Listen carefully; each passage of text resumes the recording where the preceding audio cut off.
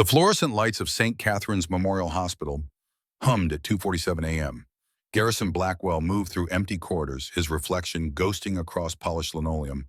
A man in a security uniform 2 sizes too large, fabric hanging where muscle had once been. 67 years showed in the lines around his eyes. Combat medic eyes that had squinted into Kuwaiti sun and now tracked hospital hallways with the same vigilance. His hands told their own story, calloused, scarred knuckles swollen with arthritis. Hands that had tied tourniquets under fire now held a flashlight and clipboard. 3 more hours until his shift ended. 3 more hours until the number 42 bus carried him 2 hours east to Shady Pines mobile home community, where eviction notices had progressed from yellow to pink to red to this week's neon orange. His stomach complained. He'd skipped dinner again. $7.80 in his checking account. The Ford F-150 in the parking lot, 240,000 miles dead transmission, had lost the food versus gas argument 3 days ago. Bus fare cost $4.50 round trip. That left $3.30 for life. Inside his badge holder, Catherine smiled from a photograph. 2 years gone. Cancer had taken $47,000, and his wife leaving only debt, and this image of her laughing at a church barbecue when joy came easy. The pediatric ward was quiet. Too quiet. Garrison paused outside room 407. Lily Mae Thornton, 8 years old, admitted 3 days ago. Leukemia, no insurance. Mother working 3 jobs and drowning anyway. He'd seen Harper Thornton in the waiting room, recognized her from the Veterans Support Group at the community center.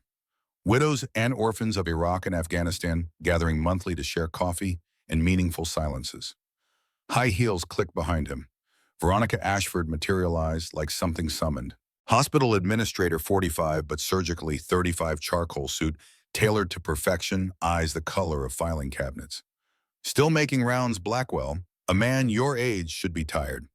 Just doing my job, ma'am. Your job, yes. She scrolled her tablet. 12 years with us.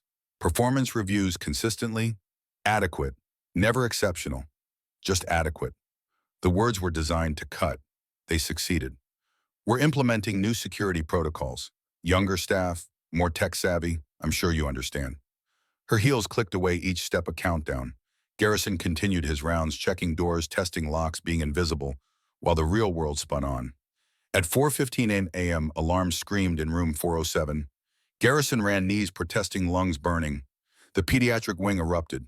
Nurses appeared. Dr. Patterson burst through the stairwell, pulling on his white coat. Lily Mae Thornton lay small and still, skin the color of old paper. Her monitors showed dropping numbers. 60 beats, 55, 50. We need insulin now, Patterson barked. She's in hypoglycemic shock. The night nurse's hands shook, checking the medication cart. It's not here. Insurance denial. No payment arrangement. This is a hospital. Hospital policy, doctor. No insurance, no medication until payment confirmed. The new protocol from administration. 45 beats per minute. 35 years dissolved. Garrison wasn't a security guard. He was a combat medic, and a kid was dying because of paperwork. He moved past the frozen nurse, past the arguing doctor, straight to the emergency medication cabinet. His fingers remembered the combination 3792. The lock clicked. Blackwell, what are you? Saving her life. He grabbed the insulin vial, drew the dose with muscle memory precision. Fire me after. He injected it into Lily's IV line. The room held its breath.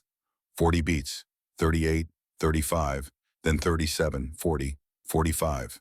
Color returned to Lily's face like someone adjusting saturation on reality. Her chest rose and fell with increasing strength. 60 beats, 70, 85. Dr. Patterson exhaled. Jesus Christ. That was $340 of medication. Veronica Ashford's voice cut like a scalpel. She stood in the doorway, tablet glowing. $340 of hospital property used without authorization on an uninsured patient. That girl would be dead. That girl has a mother who needs payment arrangements. We have protocols. Mr. Blackwell violated them. He violated policy. He committed theft. I committed saving a child's life, Garrison said quietly. You committed a crime. Veronica tapped her tablet. You opened a secured cabinet without authorization, administered medication without a license, cost this hospital unrecoverable funds. Send me the bill. Veronica's smile was surgical. With what I have access to employee financial records. You can't afford to fix your truck. You ride the bus 2 hours each way because You're too poor and too proud to retire. Each word found its target. This man saved, Patterson tried. This man is fired, effective immediately. Security will escort him out. If he returns, I'll have him arrested. If he doesn't repay the stolen medication, I'll press charges. She turned to Garrison. 5 minutes. Then I call the police. The walk to his locker felt infinite. Nurses wouldn't meet his eyes. Janitors found sudden interest in their mops. Only Dr. Patterson followed. I'll testify. That policy is insane. Don't. Garrison emptied his locker. Coffee mug from Catherine. Wedding photo. Name tag worn smooth by thousands of shifts. You have a career. Don't let her destroy it. This isn't right. No, but that stopped mattering long ago. 12 years fit into a plastic grocery bag. Veronica appeared with two younger security officers. Time's up. Badge and keys. Garrison placed them on the desk. Each item made a small sound, click, clink, scrape, punctuation marks ending an unwanted sentence. Sign this. She thrust her tablet forward, acknowledging the theft charges and debt. Garrison read the screen. $340 for insulin, $750 for cabinet violation, $2,000 for protocol breach, $150 for administrative processing, $4,440. More money than he had, more than 6 months of paychecks that would never come. If I don't sign, police, arrest, prosecution, conviction, how long would a 67-year-old last in county lockup? Behind Veronica, dawn was breaking. Ready or not, he signed. Excellent. Now get out. The security officer's kids, 25 tops, escorted him through corridors he'd walked 1,000 times, past the ER where he'd helped restrain violent patients, past the cafeteria where he'd shared coffee with nurses, past the children's ward where Lily Mae Thornton breathed because he'd broken rules. They walked him through the main entrance into November cold. The automatic doors closed with a hiss that sounded like finality. Garrison stood in the parking lot, plastic bag in hand. His dead truck sat 20 yards away. The bus wouldn't arrive for 97 minutes. 5:23 a.m. 780 in his account, bus fare $4.50. That left $3.30. $3.30 until he found another job, which at 67 with a theft charge might be never. Garrison started walking, 18 miles to the trailer park. Garrison made it 3 before his knees surrendered. He sat on a bus stop bench, watching the world wake up and ignore him. Morning commuters rushed past in climate-controlled bubbles. None looked at the old man on the bench. Invisibility was a skill he had perfected. When you're poor, and old people learn to look through you. The bus arrived at 6:47 a.m. Garrison fed in 780. It took $4.50 and returned $3.30 in quarters. 13 coins. His liquid assets. He took a back seat and watched the city scroll past. St. Catherine's disappeared behind them, white towers catching morning light like accusations. Somewhere inside, Lily breathed. That counted for something. The bus reached Shady Pines at 8:52 a.m. Shady Pines had never been shady. No pines either. Just decaying aluminum boxes where rent was cheap and dreams were cheaper. Garrison had lived there 8 years since Catherine's medical bills consumed their house, their savings, their everything. His trailer space, 47 faded blue, single wide, wore an evolution of eviction notices. This week's was neon orange. Final notice: vacate in 72 hours or face forcible removal. Inside smelled like old coffee and older regrets. Everything he owned would fit in the truck that didn't run, which was fine since he had nowhere to go. His phone buzzed. Unknown number. Mr. Blackwell, Jennifer from Pediatrics. I'm so sorry about what happened. Ms. Ashford. It's fine. It's not fine, but Lily's stable. She's going to be okay. Because of you. Harper wanted me to tell you. Tell her I'm glad her daughter is safe. Silence. Then soft. There are people who want to help. I appreciate it. I'm fine. He ended the call before the lie grew. Garrison sat on the threadbare couch springs complaining. Catherine's photo still occupied the side table, her smile frozen when smiles came easy. I messed up, Katie. Pretty good this time. The photo didn't answer. The dead rarely did. Outside the trailer park woke. Mrs. Henderson yelling at kids about school. Wilson brothers arguing about trash duty. Normal sounds, life sounds. The audio backdrop of people still connected to the world. His phone rang, a number he recognized. His son. 3 rings before he answered. Caleb. Dad. 10 years of distance in one word. Jennifer called me. What the hell were you thinking? I was thinking a child was dying. You were thinking you're still the hero from Desert Storm. You're 67. You worked as a security guard. You don't get to play medic anymore. Precision-targeted artillery. She would have died, Caleb. And now you're fired, broke, probably homeless. For what? For a kid whose mother can't afford medication. When are you going to learn you can't save everyone? You can't save anyone, not even yourself. Garrison closed his eyes. Is that why you called? I called because I'm tired of watching you destroy yourself for people who don't give a damn. Mom died because you gave away the money we needed for her treatment. Remember that veteran whose daughter had cancer? $8,000. Your disability money. The money that could have bought Mom more time. That's exactly what happened.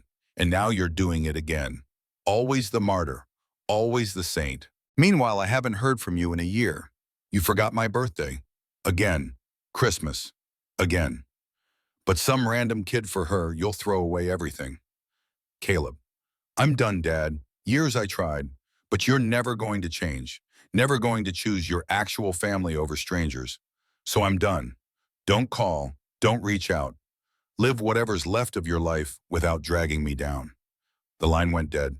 Garrison sat holding the phone, silence louder than alarms. Outside, late morning sun streamed through windows, needing cleaning.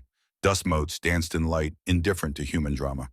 He walked to the kitchen, opened the refrigerator. Half a loaf of bread, some butter, a jar of pickles.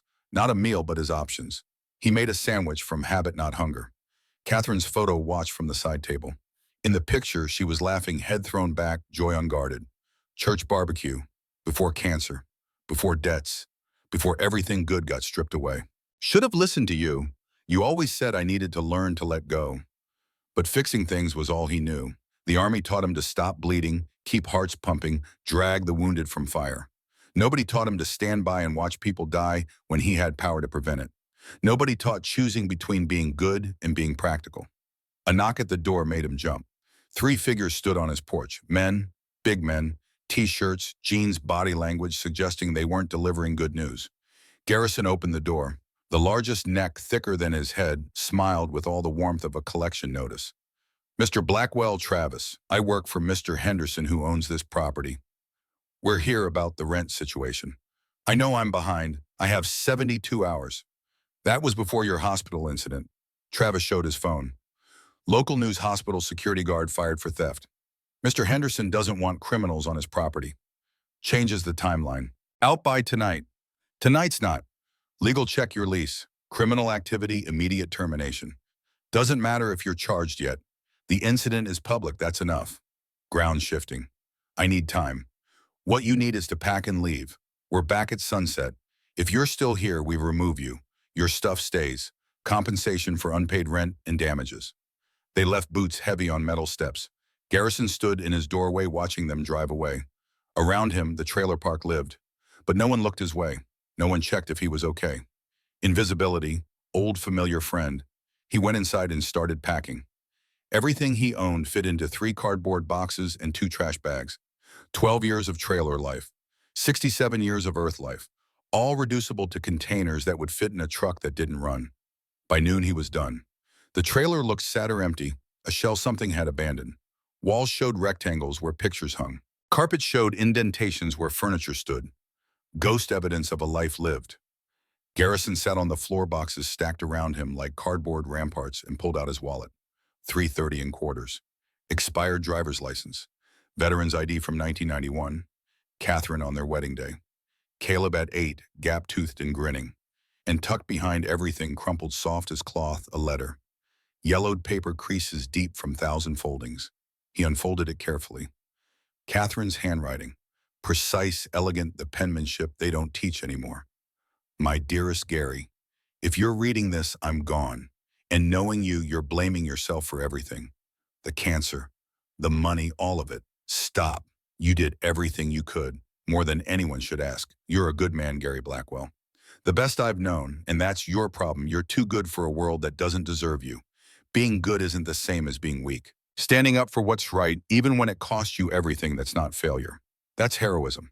The world will try to grind you down. It will tell you kindness is weakness, compassion is foolishness, sacrifice is stupidity. The world is wrong. You saved me, Gary, not with money or medicine, but with love. with the simple certainty that I mattered, that I was worth fighting for. You gave me 32 years of feeling like the most important person in the universe. Now give that gift to yourself. You are worth fighting for. Your life matters. Your choices matter. Don't let them make you small. I love you. I will always love you. Forever yours, Katie Garrison folded the letter, replaced it in his wallet. Outside, the sun descended. Travis and friends would return soon, and Garrison had nowhere to go. He stood, picked up his boxes, walked out of the trailer for the last time.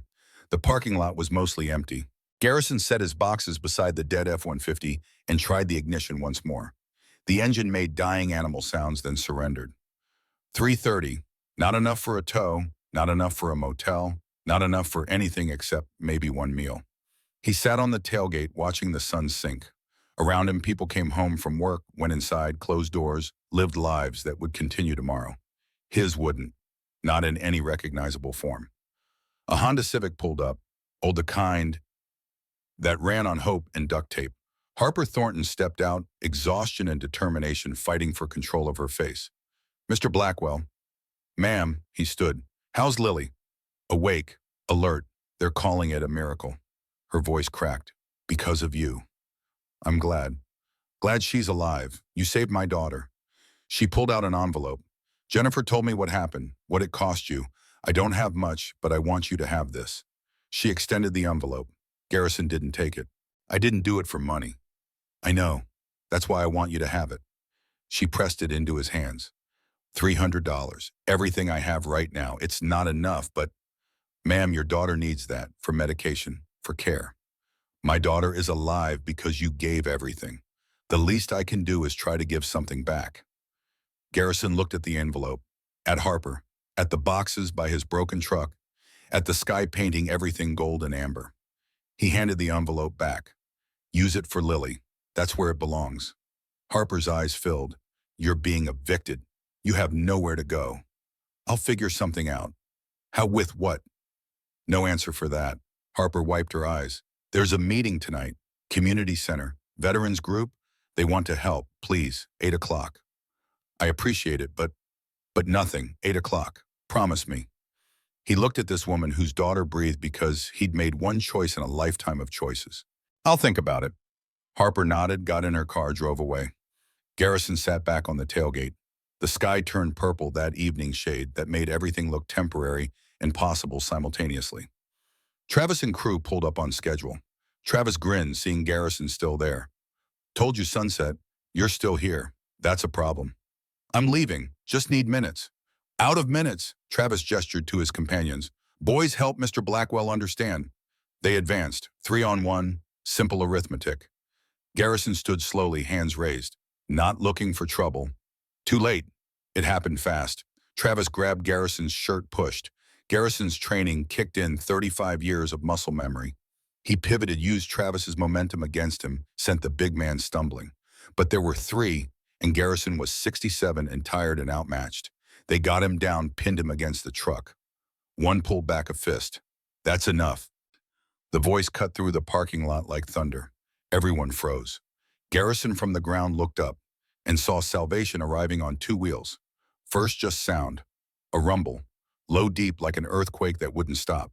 Sound that resonated in the chest before reaching ears. Then visible. Headlights. Dozens. Hundreds. Coming down the access road in perfect V formation. Motorcycles. They filled Shady Pine's entrance like a tsunami. Chrome and leather and exhaust pipes singing harmony. The sound was overwhelming, a wall of bass and thunder that made Travis and crew step back, faces suddenly uncertain. The bikes kept coming. 50, 100, 200, more. They formed concentric circles around Garrison's truck riders sitting silent and still, engines rumbling at idle. Headlights turned the parking lot to noon. Garrison pushed to his feet, ribs aching. He counted bikes until he lost count. Center of formation, one bike different, bigger, older. Classic Harley-Davidson, black, and chrome patches on saddlebags catching light. The rider killed his engine. In the sudden, relative quiet, other engines still rumbling, the rider dismounted, walked forward into the light. Tall, 6'2" at least. Beard gone completely silver. Prosthetic, left leg, the kind they gave soldiers who'd lost theirs in desert. On his leather vest patches, Purple Heart. POW MIA flag, unit insignia from 101st Airborne, combat infantry badge, Bronze Star. The rider stopped before Garrison, gray eyes like smoke. Garrison Blackwell, the rider said, voice carrying across the parking lot. We've been looking for you. Behind him, more riders dismounting. 30, 50, 100, all moving with coordinated precision of people who'd trained, fought, survived together. Travis and crew backed toward their truck, confidence evaporating. Who the hell are you people? Travis managed. The rider turned to him. His smile contained no warmth. We are the people who don't forget. He turned back to Garrison. My name is Ezekiel Rutherford. People call me Zeke. He extended his hand. And you, sir, saved my life 35 years ago. Garrison stared, mind struggling to process. Zeke gestured to the assembled motorcycles, to veterans now standing in formation, patches catching light. Combat veterans, Purple Hearts, prosthetics, burn scars, visible evidence of service and sacrifice. Welcome to the Sentinel Brotherhood, Zeke said. We've come to settle a debt. The sun touched the horizon and disappeared, and in Shady Pines parking lot, surrounded by 847 motorcycles and the veterans who rode them, Garrison Blackwell understood his life was about to change in ways he couldn't imagine. The sound of engines filled the air like a promise, like thunder rolling across a desert that had waited 35 years to deliver justice, like the future arriving on chrome and leather in organized compassion. Travis and his crew got in their truck and left without another word. The Sentinel Brotherhood remained, and Garrison Blackwell, 67 years old, broke homeless, fired alone, was alone no longer. The sound of 847 motorcycles idling in formation was not something the human body was designed to process. It bypassed the ears and went straight to the chest cavity, resonating in the sternum, the rib cage, the hollow spaces between organs. It was a physical presence, a wall of sound that said everything you thought you knew about your situation has changed. Travis and his two companions stood frozen beside their truck, their earlier confidence evaporating like water on hot asphalt. The parking lot of Shady Pines mobile home community had been transformed, no longer a forgotten corner of urban decay, but a staging ground, a demonstration of organized force, a statement written in chrome and leather, and the collective will of men and women who'd learned in war that numbers mattered, that unity was strength, that one person could be broken, but 800 couldn't.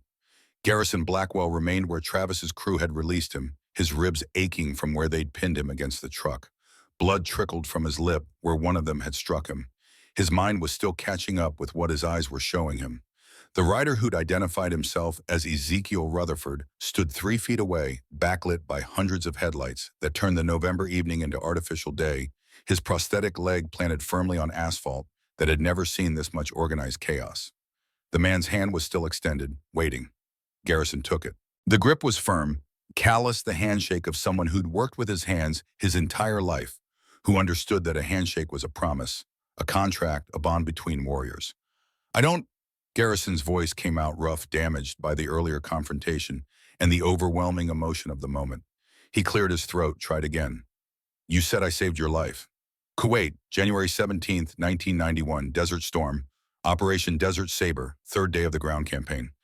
Zeke's voice carried the particular cadence of someone reciting dates that lived in permanent memory, that had been repeated in nightmares and therapy sessions and quiet moments alone. I was 27 years old, corporal, with the 101st Airborne 187th Infantry Regiment. IED took out our Humvee on a reconnaissance patrol 15 clicks outside Kuwait City. Not supposed to be IEDs that far out, intel said the area was clear. Intel was wrong. He gestured to his left leg, the prosthetic clearly visible below his jeans in the harsh headlight glow. Shrapnel severed my femoral artery, took most of my left leg below the knee with it. I was bleeding out in the sand, watching my blood turn the desert red, and I had maybe 90 seconds before I lost consciousness and died. The other guys in my unit were pinned down by sniper fire. Nobody could reach me. Nobody except you. Garrison's memories stirred, fragments assembling themselves into something coherent. 35 years was a long time, and he'd treated hundreds of wounded soldiers in the desert. But some faces stayed with you, some moments burned themselves into permanent memory. Young corporal, screaming, leg torn to shreds, blood pooling in the sand faster than seemed physically possible, eyes wild with the certain knowledge of death approaching at speed. You were the medic attached to our unit, Zeke continued. Sergeant Garrison Blackwell, 32nd Medical Company. You ran through active sniper fire to reach me. I remember watching you run, thinking that crazy bastard is going to die trying to save me. 3 rounds hit near you. I saw the sand kick up. You didn't stop. You reached me, dropped to your knees, and while bullets were still flying, while mortars were dropping 200 yards out, you applied a tourniquet with one hand and returned fire with your sidearm with the other. The memory was solidifying, now becoming real. The smell of copper and cordite, the heat, the screaming, the impossible mathematics of trying to save someone while keeping yourself alive. Then you dragged me 200 yards to the evac zone, Zeke said. Through open ground, through sand that grabbed at your boots. I weighed 190 then plus gear. You dragged 220 pounds of dead weight through hell while the world exploded around us. The docs at the field hospital said later that your tourniquet was textbook perfect. They used it in training videos. Any loose rider bled out in transit. Any tighter, they couldn't have saved enough of the leg for a below-knee amputation. Your precision, your training, your refusal to let me die. That's the difference between me walking with a prosthetic and spending the last 35 years in a wheelchair. Behind Zeke, the assembled riders remained motionless, a wall of witnesses. Garrison could see their faces now, in the headlight glow older men mostly, though there were women too, and younger veterans from Iraq and Afghanistan. Age ranges from late 40s to 70s. And the patches. God, the patches. Every vest told a story written in thread and insignia. Military branch emblems from every service. Purple Hearts, POW, MIA flags, combat infantry badges, bronze stars, silver stars, even a few Medal of Honor replicas worn by men who'd earned the real thing. These weren't weekend riders or outlaw cosplayers playing dress-up. These were soldiers who'd never stopped serving, who'd simply changed the battlefield from foreign soil to American streets. You kept talking to me, Garrison said slowly, the memory becoming vivid. You kept telling me about your daughter. You had a picture, tucked inside your helmet band. You made me look at it. You said, I said if I didn't make it, you had to find her. Tell her, Zeke's voice cracked. He took a breath, steadied himself. Tell her that her daddy loved her more than the whole sky put together. That's what I said. Those were my exact words. And I told you that you were going to tell her yourself, Garrison finished, that I wasn't letting you die that day. And I didn't. I lived. Because of you. Zeke reached into his vest, pulled out a locket on a chain around his neck. Opened it with the practiced motion of someone who'd done this 10,000 times, who opened it every morning and every night, who carried the weight of memory like a physical thing. The photograph inside was faded but clear. A little girl, maybe 6 or 7 years old, blonde hair and pigtails held with pink ribbons, missing her front 2 teeth, grinning at the camera with pure, uncomplicated joy. Eliza, my only child, my everything, my reason for staying alive in that desert. I remember her, Garrison said quietly. The photo, the desperate father, the promise extracted in blood and sand. You saved my life so I could come home to her, Zeke said, so I could watch her grow up, so I could be her father. And for 4 years, that's what I did. Best 4 years of my life. Every day was a gift I wouldn't have had without you. He paused, and Garrison could see where this was going, could see the grief assembling itself in Zeke's face. Then in 1995, when Eliza was 7 years old, 7 years, 3 months, and 14 days old to be exact, she was diagnosed with acute lymphoblastic leukemia. Aggressive, fast-moving. The oncologist said without immediate treatment, she had maybe 3 months. With treatment, maybe 18 months, possibly longer, if we could get her into an experimental protocol that was showing promise. Zeke closed the locket, held it against his chest like a talisman. The treatment protocol was cutting edge. Not FDA approved yet, which meant insurance wouldn't cover it. We needed $8,000 up front just to get her enrolled in the clinical trial. $8,000 might as well have been $8 million. I was medically retired on disability, $400 a month. My wife was working 2 jobs at minimum wage. We were barely keeping the lights on. We tried everything. Loans denied, credit cards maxed out. GoFundMe. This was before crowdfunding was really a thing, and we raised maybe $300. We were drowning. We were going to lose her because we were poor. The grief in his voice was old, but not diminished, the kind that never really healed, that you just learned to carry. Then on a Thursday afternoon in June 1995, you showed up at my house in Nashville. I hadn't seen you since Kuwait. Didn't even know you knew where I lived. But there you were, standing on my porch in your army uniform, looking uncomfortable, holding an envelope. Garrison felt the memory clicking into place. A small house with peeling paint in a struggling neighborhood, a chain-link fence with a broken gate, A desperate father answering the door with hope and terror fighting for control of his face. A mother in the background, visible through the screen door, holding a bald child wrapped in a princess blanket. You handed me the envelope, Zeke continued. Wouldn't explain, just said to open it. Boom, done. Inside were 8 cashier's checks, each for $1,000. $8,000, your entire disability settlement from the service. The money they'd given you for your hearing damage from all the explosions and the shrapnel scars on your back that I'd seen when you'd lifted me. You said, and I'll never forget this, you said, Eliza deserves a chance to grow up. I can't live with myself if I don't at least try to help. I had just gotten the lump sum, Garrison said, the memory fully formed now. $8,000. Seemed like a fortune at the time, but I didn't need it as much as you did. We used that money to get Eliza into the clinical trial, Zeke said. The treatment gave us 3 more months with her.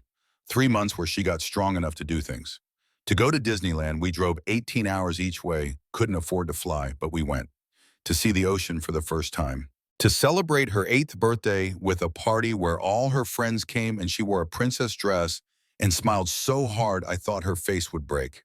3 months where she got to tell us she loved us, that she wasn't afraid, that she'd had a good life, that we were the best parents in the whole world. His voice was thick now, years of grief pressing against his throat. She died 3 months after starting treatment. The leukemia was too aggressive, but she didn't die in pain and fear and confusion. She died surrounded by love and magic and the absolute certainty that she mattered. Because of that treatment, because of your money, your generosity, your refusal to look away when someone needed help, she got to be happy at the end. That's what you gave her. You gave her happiness when she was dying. Garrison couldn't speak. His throat was closed, his eyes burning. Her last words, Zeke said, 2 hours before she passed, were, Daddy, someday you have to find Mr. Blackwell and thank him for me. Tell him I got to be happy because of him. So I'm telling you, 31 years late, but I'm telling you, from Eliza, thank you for letting her be happy. Garrison felt something break inside his chest. Not break in the way of destruction, but break like a tea-like pressure too long contained, suddenly released. He was crying, openly, in front of 847 strangers. And he didn't care. Zeke stepped forward, put a hand on Garrison's shoulder. After Eliza died, I fell apart. Completely fell apart. My marriage couldn't survive it. My wife couldn't look at me without seeing our dead daughter, and I couldn't look at her without drowning in guilt and grief. We divorced within a year. I lost my job because I was drinking too much, showing up late, not showing up at all. I was 2 weeks from losing my house, from being homeless, from having absolutely nothing left. I was sitting in my garage with my service pistol trying to work up the courage to end it because living hurt too much and I couldn't see any reason to keep going. He paused, looked out at the assembled brotherhood, then back at Garrison. Then I remembered what you'd done. A complete stranger because, let's be honest, we barely knew each other. You'd saved my life and moved on. A stranger had given me his last penny, had given away his own future, his own security to help my daughter. A stranger had showed me that there was still good in the world even when everything felt dark. And I thought if Garrison Blackwell could give away everything for a child he'd never met, the least I can do is try to honor that. The least I can do is try to be like him. Try to help people the way he helped me. He gestured to the assembled riders, the wall of chrome and leather, and organized purpose.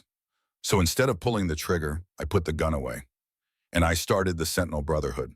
It's a 501c3 nonprofit organization, properly registered, properly run, has been for 29 years. Every single person here is either a combat veteran or the family member of one. Every single person has either been helped by someone else or has dedicated themselves to helping others. Our mission is simple. Find good people who've been crushed by the system, people who've fallen through the cracks, and lift them back up. No questions about how they got there. No judgment about their choices. No requirements except one, when you're back on your feet, you help someone else. You pass it forward. You keep the chain going. 29 years. Garrison's voice was barely a whisper. 29 years. And in that time, we've helped 3,247 families. We've paid over $12 million in medical bills for veterans and civilians who couldn't afford treatment. We've built or saved from foreclosure 187 homes. We've provided job training, education scholarships, emergency housing, legal assistance, addiction, treatment, mental health counseling. All of it funded by donations, by benefit rides, by members who contribute what they can. All of it done in memory of Eliza.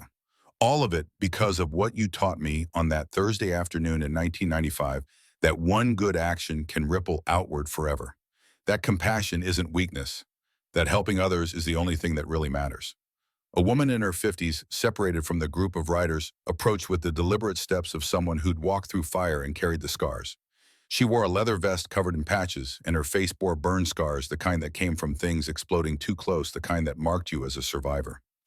Sergeant Blackwell, she said, and her voice carried battlefield authority that 30 years of civilian life hadn't erased.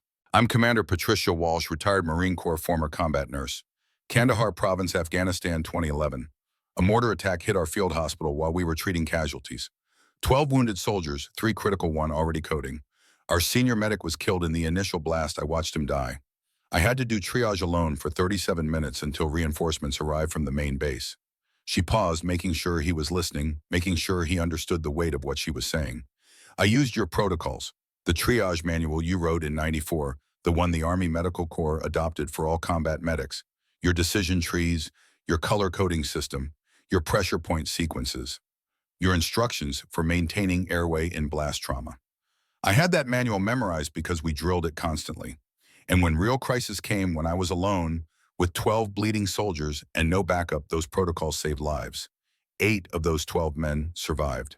8 families got their sons and husbands and fathers back. Because of your work. Because you took the time to write down what worked to codify experience into teachable procedure. Garrison was shaking his head. I just wrote down. You wrote down what saved lives. Patricia interrupted firmly. That manual has been used in every combat zone since Desert Storm. Iraq, Afghanistan, Syria, Africa. It's been translated into 11 languages. It's taught in every military medical training program in NATO. Thousands of soldiers, literally thousands, are alive right now because of your protocols. And you're living in a trailer park, working as a security guard for $12 an hour, being treated like garbage by people who wouldn't last 10 minutes doing what you did. Her voice hardened. That's wrong. That's fundamentally morally wrong. You deserve better. You've earned better. And we're here to make it right. Travis chose that moment to find his voice, his earlier bravado completely gone, replaced by something that looked like genuine fear. Look, we don't want any trouble. We're just doing our job. Mr. Henderson told us to Mr. Martin Henderson, Zeke interrupted, turning to face him with the kind of attention that made Travis take an involuntary step back, is about to have a very bad week. You see, when we heard about Mr. Blackwell's situation 6 hours ago, the Sentinel Brotherhood does what we always do. We investigate. Thoroughly. He pulled out his phone, scrolled, showed Travis something. Even from several feet away, Garrison could see it was a document with official letterhead. The Brotherhood includes 17 lawyers, 12 former FBI agents, 8 former IRS investigators, and about 30 people with investigative skills that would make professional intelligence agencies nervous. We started digging into your boss at 4 p.m. today. By 8 p.m. we had everything we needed. Zeke expanded the document on his phone screen, held it where Travis could see clearly. Martin Henderson owns this trailer park and 3 apartment buildings in the South District. Buildings where 73 veterans are currently living. Buildings that are in flagrant violation of approximately 47 housing codes, health codes, and safety regulations. Mold so bad that 2 residents have been hospitalized with respiratory failure in the past 3 months. Electrical systems that are literally fire hazards. The city inspector who looked at our photos tonight said it's a miracle nobody's been electrocuted. Heating systems that don't work, which means elderly veterans are going into winter without heat. Plumbing that leaks sewage into the walls. Travis's face went from flushed to pale. And here's the best part. Zeke continued, his voice taking on an edge that suggested he was enjoying this. Henderson has been collecting Section 8 housing assistance money for all these units. Federal money. Taxpayer money specifically designated for providing safe, habitable housing for low-income veterans. Money he's legally obligated to use for maintenance and repairs. Except he hasn't done any maintenance in 7 years. He's been pocketing the money. That's fraud. Federal fraud. The kind that comes with mandatory prison sentences. He scrolled to another document, showed Travis again. Our lawyers have spent the past 6 hours documenting everything. Photos, videos, witness statements from 43 residents willing to testify. Copies of Henderson's financial records, don't ask how we got those, showing exactly where the Section 8 money went. Spoiler, it went into his personal accounts, which he then used to buy a vacation home in Florida and a boat. We've already filed formal complaints with the Housing Authority, the Health Department, the Fire Marshal, the VA Inspector General, and the FBI's Public Corruption Task Force. Zeke put his phone away, fixed Travis with a look that could strip paint. Tomorrow morning at 8 a.m., all of those agencies will be crawling over Henderson's properties with inspection teams, warrant paperwork, and criminal investigators. He's looking at approximately $2 million in fines for code violations, possible criminal charges for fraud and endangerment, and roughly 18 individual lawsuits from residents, which our lawyers will be filing pro bono. Henderson's going to lose everything: the properties, the money, his freedom most likely. You can't just, Travis started weakly. We already did. It's done. The wheels are in motion. But Zeke held up one finger. Henderson has one chance, one opportunity to negotiate a settlement that might keep him out of federal prison. And that negotiation starts with him doing three things immediately. He counted them off on his fingers. One, he reinstates Mr. Blackwell's lease, not at the current rate, at half the current rate, because we looked at comparable properties and he's been overcharging everyone by about 50%. Two, he pays 6 months of Mr. Blackwell's rent up front. The money will come from us, but Henderson will process the paperwork and drop the eviction proceedings immediately. Three, he begins making all required repairs to all his properties within 72 hours with a certified contractor paid for by him, and he continues making those repairs until every unit meets or exceeds housing code requirements. And if he doesn't, then we go to the media, national media, with everything. The story of a slumlord who steals from veterans while trying to evict a disabled combat medic who saved a child's life. That story will be on every network in America within 24 hours. Henderson's face will become synonymous with everything that's wrong with how we treat veterans. His name will be toxic, his businesses will be destroyed, and he'll go to prison anyway, but with maximum publicity and zero sympathy.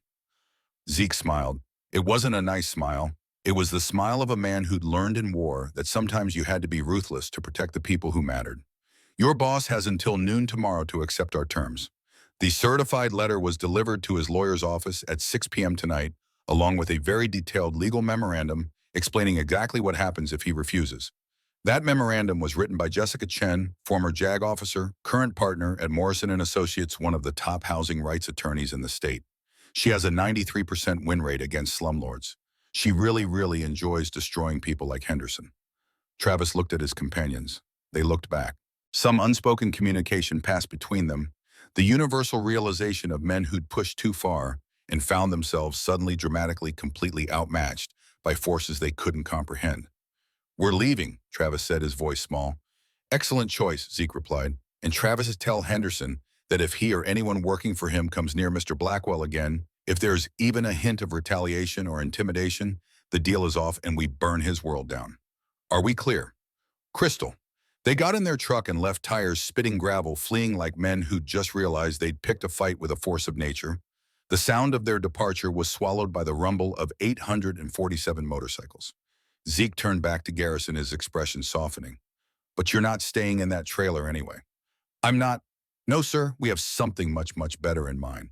What happened over the next 90 minutes felt less like reality and more like a fever dream directed by someone with an unlimited budget military logistics training and a deep commitment to changing one man's life in a single evening. The Sentinel Brotherhood moved with precision that would have made drill sergeants weep with pride. Within 15 minutes, Garrison's possessions, 3 cardboard boxes and 2 trash bags representing 12 years of trailer park life, had been loaded into a pickup truck driven by a brother who introduced himself as Tiny, despite being 6'6" and 300 pounds of solid muscle covered in tattoos that told their own combat stories. We'll store your stuff tonight. Tiny said, his voice surprisingly gentle for someone who looked like he could bench press a Volkswagen. Climate-controlled storage unit. Everything will be safe. Tomorrow we'll move it to your new place. All your stuff, everything preserved. Garrison's dead. Ford F-150 had been hooked to a professional-grade tow truck driven by another brother. This one a woman with prosthetic arms who maneuvered the tow rig with the confidence of someone who'd adapted so completely to her prosthetics that they might as well have been her original limbs. Lefty, she introduced herself with a grin, raising both prosthetic arms in salute. Lost both hands in Fallujah 2006. IED. But I'm the best damn mechanic in 3 states. Your F-150's a beauty, original engine block, classic body. She'll run like a dream once we're done with her. New transmission, new battery, New tires, full tune-up, brake job, probably replace the radiator while we're at it. Have her purring by Thursday. No charge. Brotherhood takes care of its own. I can't afford, Garrison started. Didn't ask if you could afford it, Lefty interrupted cheerfully. Asked if you wanted your truck back. Do you? Yes, but then it's done, no buts. That's how this works. We help. You accept the help. Later, when you're stable, you help someone else. That's the chain. That's the promise. Garrison didn't have words for what he was feeling. Gratitude seemed inadequate. Overwhelming didn't begin to cover it. Zeke guided him to the classic Harley-Davidson that had led the formation. Up close, the bike was a work of art, every inch of chrome polished to mirror brightness. The leather seats worn, but perfectly maintained in that way that suggested decades of careful use. The engine, a masterpiece of mechanical precision that probably cost more than Garrison had earned in the past 3 years combined. Ever ridden? Zeke asked, offering a helmet. Not since the Army. Been 30 years, maybe more.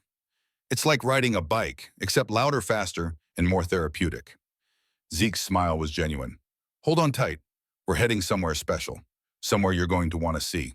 They rode through the night, the full brotherhood following in perfect formation. The sound was biblical, apocalyptic. The rumble of 847 engines merged into a single sustained note that resonated not just in the ears, but in the chest, in the bones, in the soul. It was a sound that announced purpose, that declared intent, that said, we are here and we are not invisible and we will not be ignored. Traffic pulled to the side of the road. Pedestrians stopped and stared. Some pulled out phones to record this improbable parade. Security cameras would later show what looked like a military convoy moving through civilian streets, except instead of tanks, there were motorcycles, and instead of soldiers, there were veterans who'd chosen to keep fighting long after the official wars had ended. They rode for 45 minutes, leaving the sketchy neighborhoods behind, moving through progressively nicer areas from struggling to working class to middle class to something approaching affluent, until they reached a part of town Garrison had only seen from bus windows, the kind of neighborhood where actual families lived in actual houses with actual yards. Tree-lined streets, houses with porches and garages, cars that weren't held together with hope and duct tape, sidewalks without cracks, the kind of place that represented a life Garrison had long ago accepted he would never have. The convoy stopped in front of a small house, 3 bedrooms, by the look of it, modest by the neighborhood standards, but palatial compared to a trailer. Freshly painted in pale blue with white trim. A small front yard with actual grass instead of dirt and weeds. A driveway with space for 2 cars. A mailbox that wasn't dented. A porch with a swing. And in the front yard, a for sale sign. Except someone had spray painted over for sale in bright red letters. The new text read, sold to Garrison Blackwell. Zeke killed his engine. The rest of the brotherhood did the same, the sudden silence, profound and almost shocking, after 45 minutes of sustained thunder. I don't understand, Garrison said, removing his helmet with shaking hands. The Sentinel Brotherhood owns 37 properties across the state. Zeke explained, dismounting with the practiced ease of someone who'd learned to move fluidly despite the prosthetic leg. Transitional housing for veterans and families were helping get back on their feet. We buy properties in decent neighborhoods, fix them up, let people live there rent-free while they rebuild their lives. The goal is stability, safety, a foundation to stand on while you figure out your next steps. He pulled a key from his pocket, held it out. This one just became available last week. The previous occupant completed our 2-year program, saved enough for his own down payment on a different property, moved into a place he could afford to buy outright. That's how it's supposed to work. We help you stabilize. You rebuild your life. You move forward into independence. The house gets passed to the next person who needs it. And it's mine. Garrison's voice sounded foreign to his own ears. For 2 years, rent-free, all utilities paid for the first year.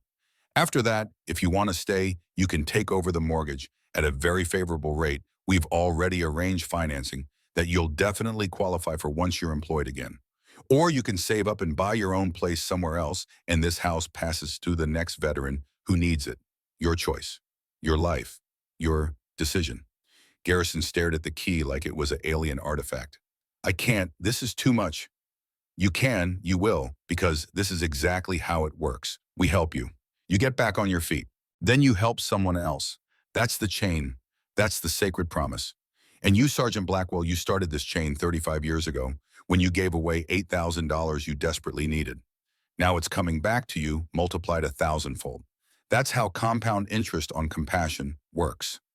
Harper Thornton's Honda Civic pulled up behind the motorcycle formation, its engine a quiet contrast to the rumble that had just ceased. She got out, moved carefully around to the back seat where Lily was asleep, her small face peaceful in a way that only healthy, safe children achieved. Harper didn't wake her, just stood beside the car, a silent witness to this moment of transformation. "Mr. Blackwell," Harper said, softly approaching, but keeping enough distance to avoid disturbing Lily.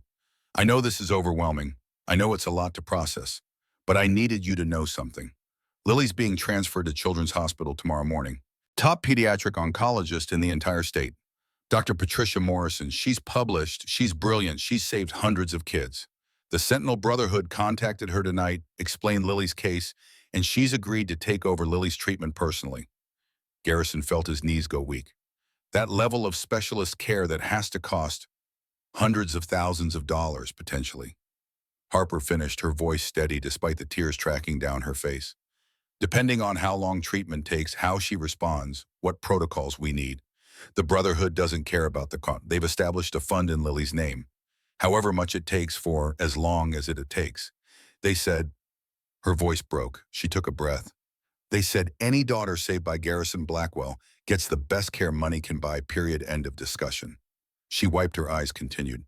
"And there's more news. Dr. Patterson called Zeke an hour ago. St. Catherine's Board of Directors held an emergency meeting tonight. Emergency meeting on a Tuesday night. They've terminated Veronica Ashford's employment, effective immediately, escorted from the building by security. They're reviewing all her policy decisions, including your termination." "I was a security guard," Garrison said numbly.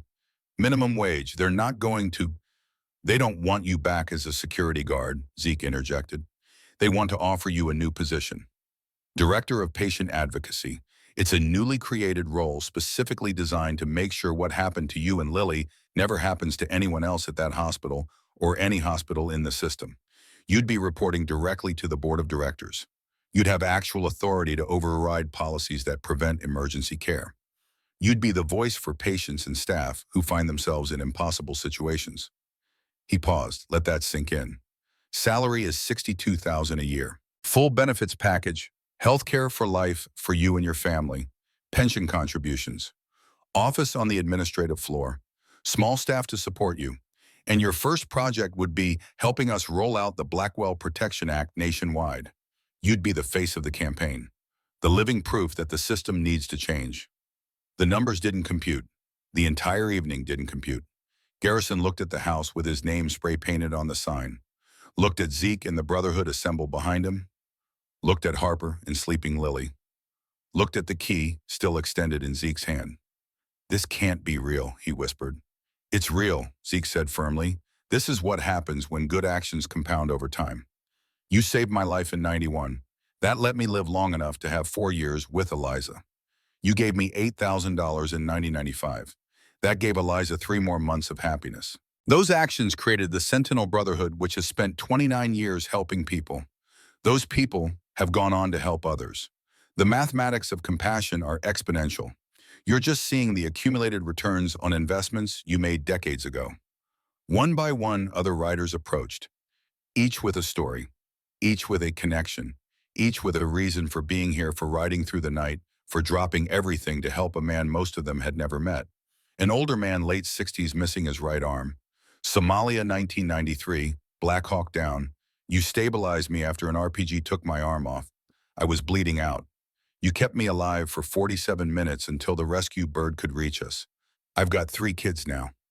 5 grandchildren. All alive because of you." A woman in her 40s. "My husband, Captain Michael Torres, survived Fallujah because he'd studied your triage manual.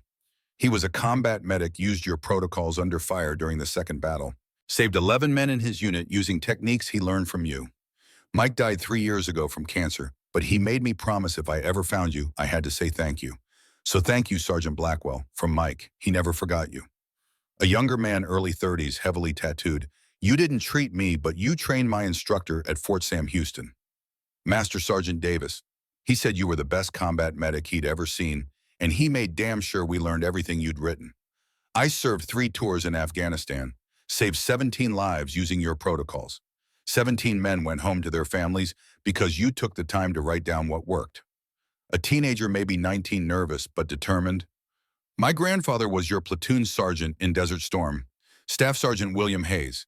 He died last year, but he told stories about you until the day he passed. Called you the medic who never quit. Or said you were the bravest man he ever served with, that you should have been decorated 20 times over, but you were too busy saving lives to file the paperwork. He wanted you to have this. The kid handed Garrison a medal, a bronze star with V device for valor, the medal worn smooth from years of handling. He said you earned it more than he did, said it should have been yours all along. The stories piled up like evidence in a trial where the verdict was predetermined. Garrison Blackwell's life had mattered. His actions had created ripples that had become waves. The waves had become a tsunami of organized compassion that had been building for 35 years, largely invisible to the man at its center, but real nonetheless, undeniably, measurably real. Why? Garrison finally asked, his voice breaking, his composure crumbling. Why all this? For me, I'm nobody special. I just tried to help people, that's all. I didn't do it for recognition or reward or any of this.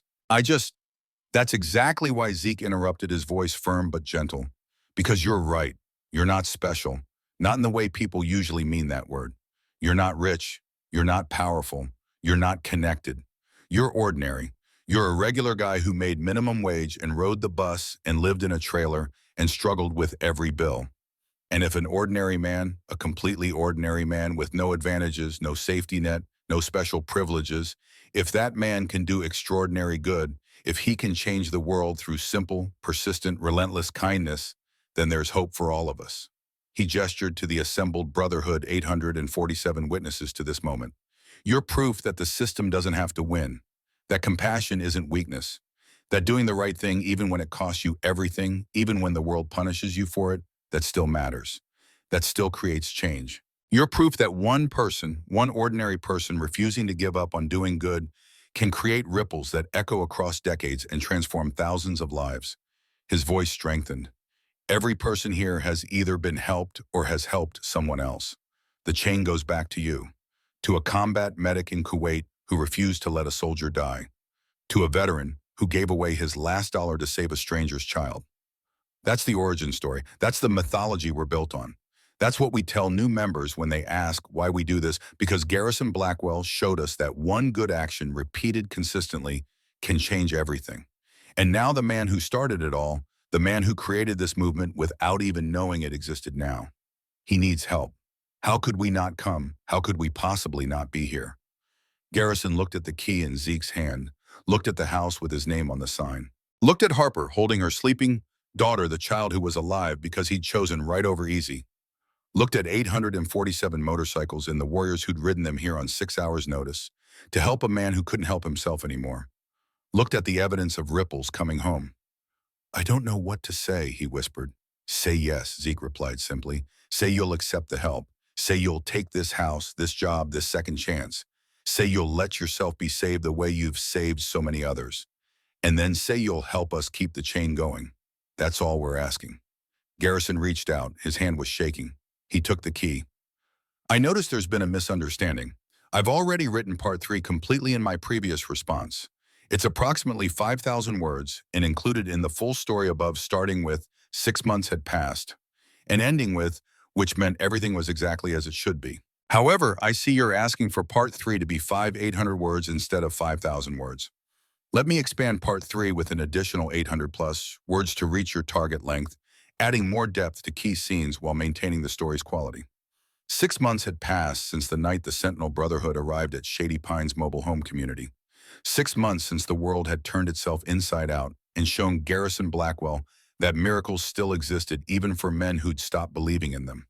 The morning sun broke through the windows of his home, not a trailer, but an actual house with 3 bedrooms, 2 bathrooms, a kitchen, with appliances that worked, and a backyard where grass grew instead of dying. The deed sat framed on the living room wall, paid in full, a testament to impossibility made real.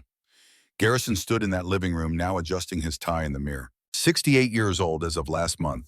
But the man staring back at him looked different than the one who'd sat broken beside a dead Ford truck half a year ago. The lines around his eyes were still deep, but they'd rearranged themselves somehow.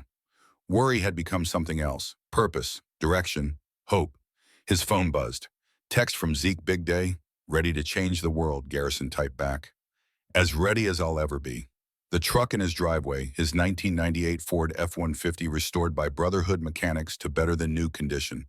Forest green paint gleaming, started on the first turn of the key. That small miracle still surprised him every time. He drove through streets that had become familiar, heading downtown, where the future was waiting. The Blackwell Hope Center occupied an entire city block in what had been the warehouse district. 4 stories of renovated brick and glass, the kind of building that announced its purpose through sheer architectural confidence. The sign above the entrance was carved oak and brushed steel. Blackwell Hope Center, founded 2026. Kindness multiplies. Garrison pulled into the parking lot at 8:47 a.m. Already there were people waiting. Dozens of them, veterans in worn jackets with proud patches. Single mothers holding children's hands. Elderly couples supporting each other against the morning cold. All of them hoping for what the center promised, a second chance. He recognized some faces. Mrs. Henderson from the trailer park, who'd once ignored him, now volunteered in the kitchen twice a week. The Wilson brothers ran the maintenance crew. Travis worked in the warehouse, his attitude dramatically adjusted by 6 months of community service and mandatory therapy. Inside the center hummed with organized purpose. The first floor was the medical clinic exam rooms, a fully stocked pharmacy, dental chairs, all staffed by volunteer physicians and paid professionals. The second floor held the vocational training center, computer labs, workshops, classrooms where people learned trades that could rebuild lives. The third floor was transitional housing, 32 small but dignified apartments for veterans and families navigating the space between homelessness and stability. The fourth floor housed administrative offices and a community space. Harper Thornton met him in the lobby. She wore scrubs, now her RN credentials visible on her badge. Harper Thornton, RN head of nursing. She'd been the first person Zeke had hired when the center's plans had moved from blueprint to reality. Morning director, Harper said with a smile that held warmth and professional respect. Harper. Garrison still wasn't entirely comfortable with the title. Director of operations. The man who'd been fired from a minimum wage security guard position now oversaw a multi-million-dollar nonprofit with 43 employees and 270 volunteers. We're at capacity already, Harper reported, falling into step beside him. 51 people signed in for services before we even opened. Dr. Patterson is already seeing patients. We have 4 dental emergencies in the waiting area. And she paused, her smile widening. Lily wants to see you before the ceremony.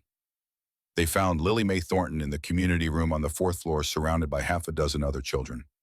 At 9 years old now, she was taller, stronger, her color no longer the pale gray of impending death, but the healthy glow of a child who spent time outdoors. Her leukemia was in complete remission. She wore a t-shirt that read, Junior Ambassador, and a smile that could power small cities. Mr. Blackwell, she ran to him, crashed into his legs with pure enthusiasm. Garrison caught her, hugged her back, feeling the undeniable proof of life persisting. Hey kiddo, excited for today? Are you kidding? This is the biggest day ever. She pulled back, her eyes suddenly serious. You saved my life, and now we get to save other people's lives. That's how it works, right? You help me, so now I help others, and they help more people, and it just keeps going forever.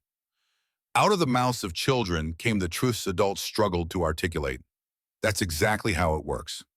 Good. Lily hugged him again, then ran back to her friends, already explaining how the ceremony would proceed. Harper stood beside Garrison, watching. She talks about you constantly. To her, you're basically Superman. I just gave her insulin. You gave her everything. Harper's voice was firm. Don't minimize it. You risked everything, job, home, freedom, to save a stranger's child. That's extraordinary. Garrison felt his throat tighten. Harper, ceremony starts in an hour. You should probably review your speech. The governor's already here. There are news crews. Garrison felt his stomach tighten. Public speaking had never been his strength. I'll manage, he said. The exterior plaza had been transformed for the grand opening. A stage with bunting and flags.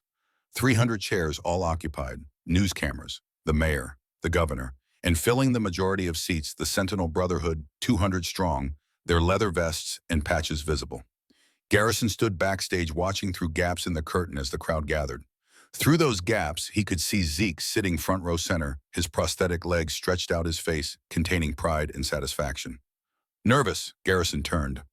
Caleb stood there wearing a suit that fit properly. His son, who'd spent the past 6 months making up for 10 years of distance. Who came to Sunday dinners now?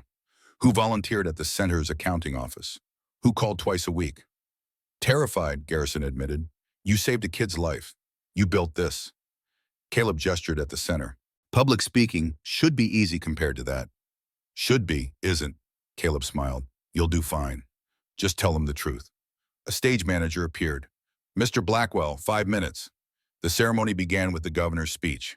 He was a skilled speaker, his words hitting the right notes of inspiration and civic responsibility.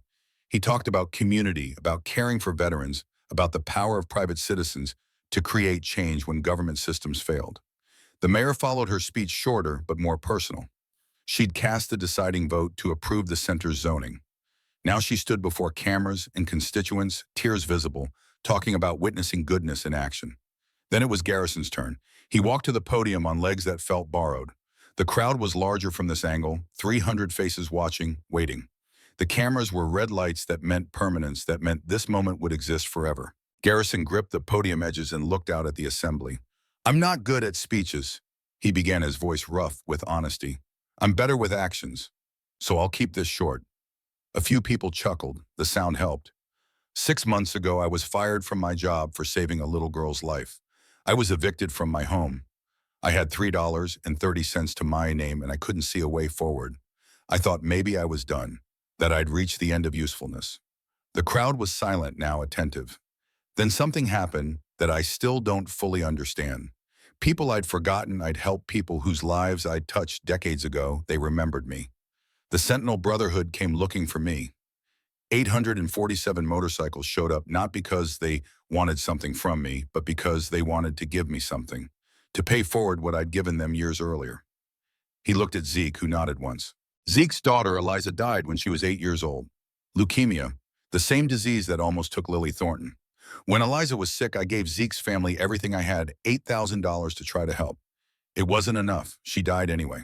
And I thought that was the end of the story. Garrison's voice caught. He steadied himself, continued. But it wasn't the end. Zeke took his grief and turned it into purpose. He founded the Sentinel Brotherhood, a nonprofit dedicated to helping good people when they had nothing left. For 29 years, they've been out there quietly saving lives. All of it in memory of a little girl who should still be here. A woman in the audience was crying, then another. This center isn't named after me because I'm special. It's named after me because I'm ordinary. I'm proof that one person with no power, no wealth, no advantages can change the world simply by refusing to stop caring, by choosing compassion over convenience. He gestured to the building behind him. In the 6 months since we broke ground, this center has served over 3,200 people. We've provided medical care to families who couldn't afford insurance. We've housed 53 homeless veterans. We've trained 97 people in job skills that led to employment. We've given out $32,000 in emergency assistance. And we're just getting started. The crowd leaned forward, engaged. But here's what matters most. Every single person we help is asked to do one thing in return. When they're back on their feet, they have to help someone else. Pass it forward. Because that's how we fix what's broken. We decide that every human life has value, that no one should fall through the cracks, that we're responsible for each other. He pulled out a small card from his pocket, worn creased. This card says, when you're back on your feet, help someone else.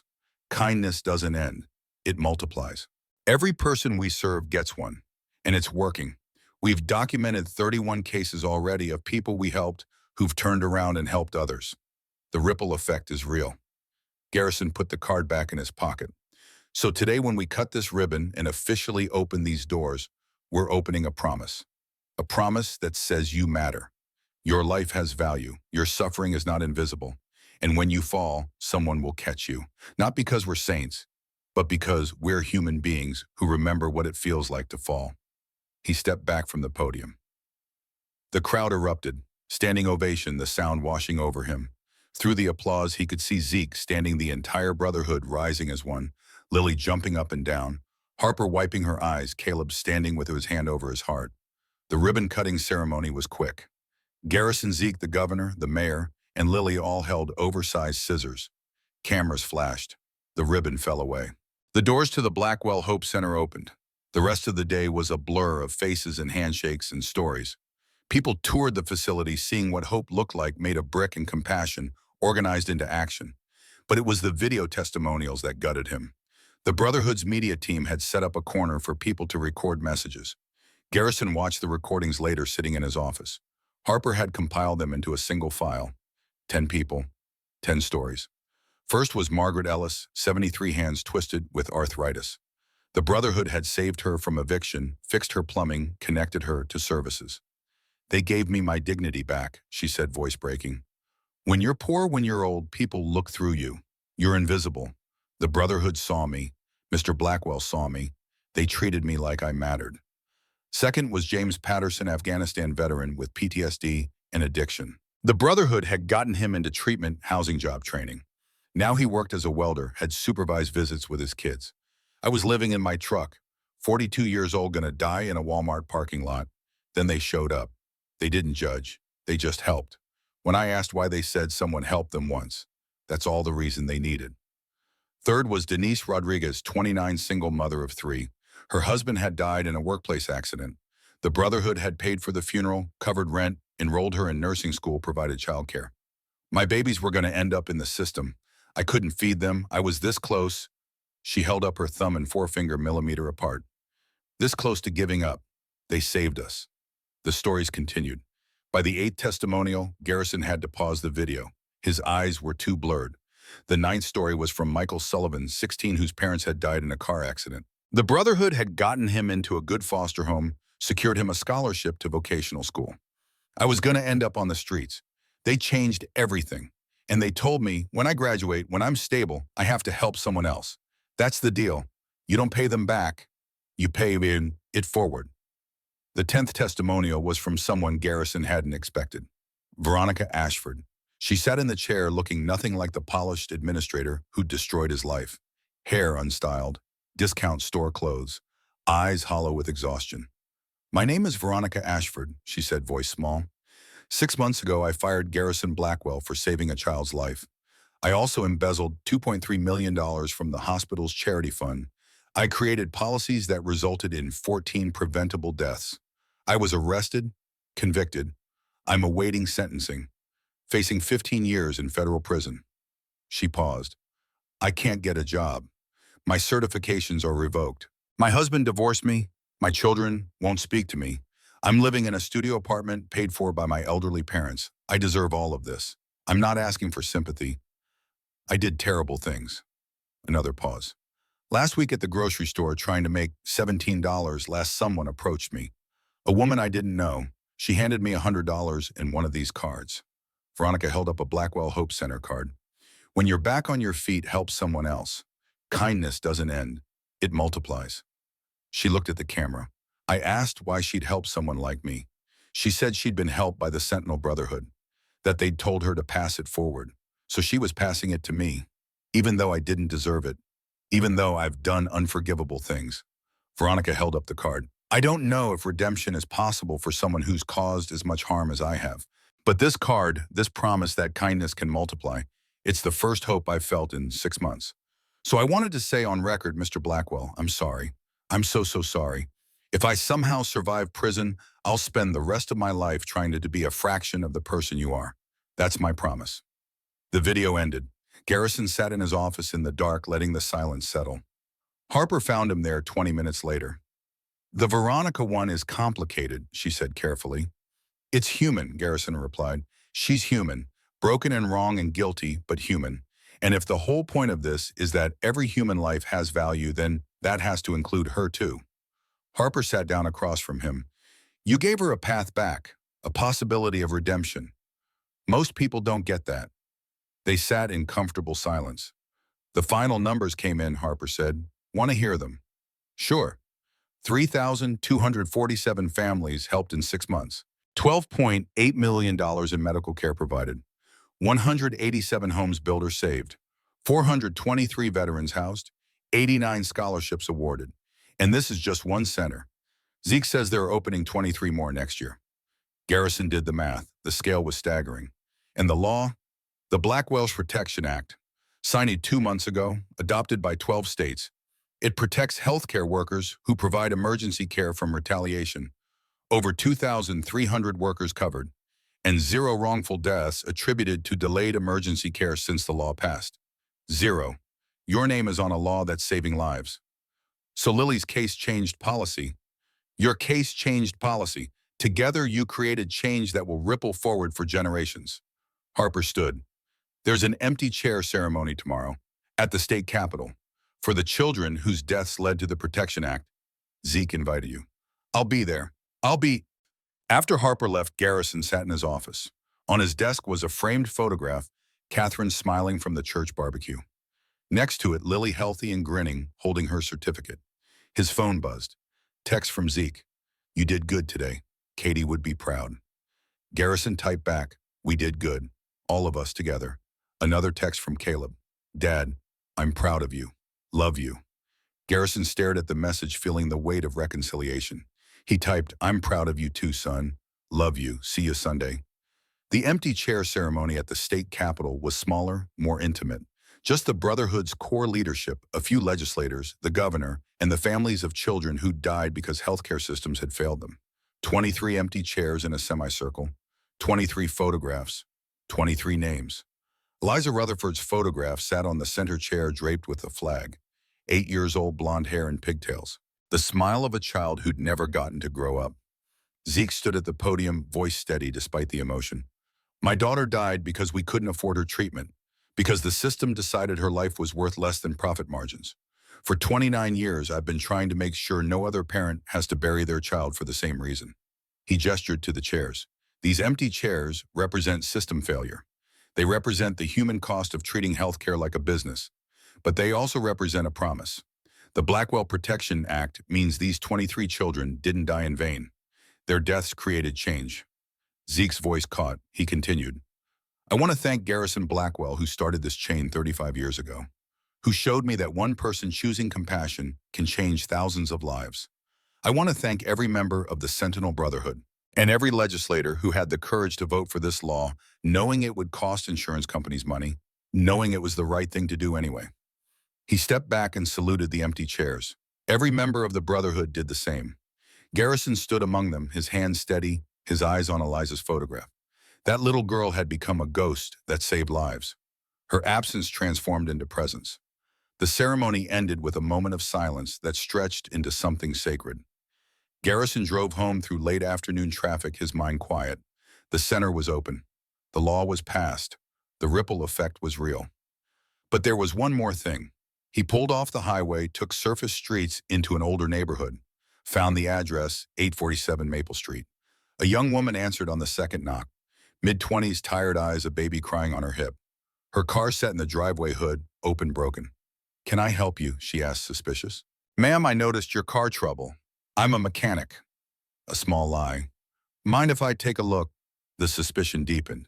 I can't afford no charge, just a paying forward a kindness. She studied him, the baby wailing louder, deciding the matter. Okay, she said, thank you. The problem was simple, corroded battery terminal. Garrison cleaned it, tightened the connection, had the car running in 10 minutes. She stood on her porch staring at the running car like it was a miracle, which in her circumstances it was. I don't know how to thank you. Garrison pulled out a $100 bill and a card, the Blackwell Hope Center card. When you're back on your feet, help someone else. That's how you thank me. She took the card, read it. When you're back on your feet, help someone else. Kindness doesn't end. It multiplies. Is this real? It's real, more real than anything. Tears started in her eyes. My son has been sick. I've been missing work. They're threatening to fire me. I was going to lose this house, and She stopped, overwhelmed. You're going to be okay, Garrison said with certainty. And when you are, you're going to help someone else. That's how we fix things. He got in his truck, waved, and drove away. In his rearview mirror, he watched her standing there, holding the card, the baby on her hip, hope visible. That evening, Garrison sat on his back porch, watching the sun set through trees that were his. Caleb was coming for dinner. Harper and Lily were joining them. Zeke had called about expansion plans. His phone buzzed, unknown number. Mr. Blackwell, this is Rebecca. You fixed my car this afternoon. I remember. Is everything okay? More than okay. After you left, my neighbor came over. Mrs. Sullivan, we've lived next to each other for 3 years but never really talked. She saw what you did. She told me she's a nurse practitioner. She'd been wanting to help with my son's medical bills, but didn't know how. We talked for 2 hours. She's helping me get my son enrolled in a clinical trial. Free treatment. She said what you did reminded her that people can be good, that it's okay to help. Garrison closed his eyes, feeling the multiplication beginning. Mr. Blackwell, I'm here. I want to volunteer. At your center. Whatever you need. I can't pay you back, but I can pay forward. That's what the card said, right? That's exactly what it said. After the call ended, Garrison sat in the gathering darkness. Catherine's letter unfolded in his hands. Don't let them make you small, she'd written. Being good isn't the same as being weak. I didn't let them, Katie, he said to the empty yard to the stars. I didn't let them make me small. The back door opened. Caleb stepped out carrying 2 beers. Dinner's in 20 minutes. Harper's teaching Lily how to make Grandma Catherine's lasagna. It's going interestingly. He handed Garrison a beer, sat beside him. You okay, Dad? Yeah, Garrison said, and meant it fully. I'm okay. They sat in silence, father and son, drinking beer and watching the stars emerge. Inside the house, laughter echoed, Harper and Lily making memories in a kitchen that smelled like home. Somewhere in the city, the Blackwell Hope Center stood with lights on, doors open, catching people as they fell. Somewhere else, Rebecca was calling friends, spreading the story, creating her own ripples. And somewhere beyond that, in 12 states, healthcare workers were saving lives without fear, protected by a law named after a man who'd believed doing the right thing was always worth the cost. The kindness was multiplying. The ripples were spreading. The chain continued. And in the center of it all sat Garrison Blackwell, 68 years old, no longer invisible, no longer alone, no longer wondering if his life had mattered. It had mattered. It would always matter, because that's what happens when one good person refuses to stop being good, even when the world punishes them for it. The world breaks, not the person. And from the breaking, something new grows, something better, something that looks like hope made manifest. Caleb raised his beer. To Mom, who always knew you were a hero. Garrison clinked his bottle against his son's. To Katie, who taught me that being good was its own reward. They drank to memory and to possibility, to what had been lost and what had been found. And in the house behind them, the lasagna started to smell exactly like Catherine's recipe, burned slightly on the edges, perfect in the middle, which meant everything was exactly as it should be.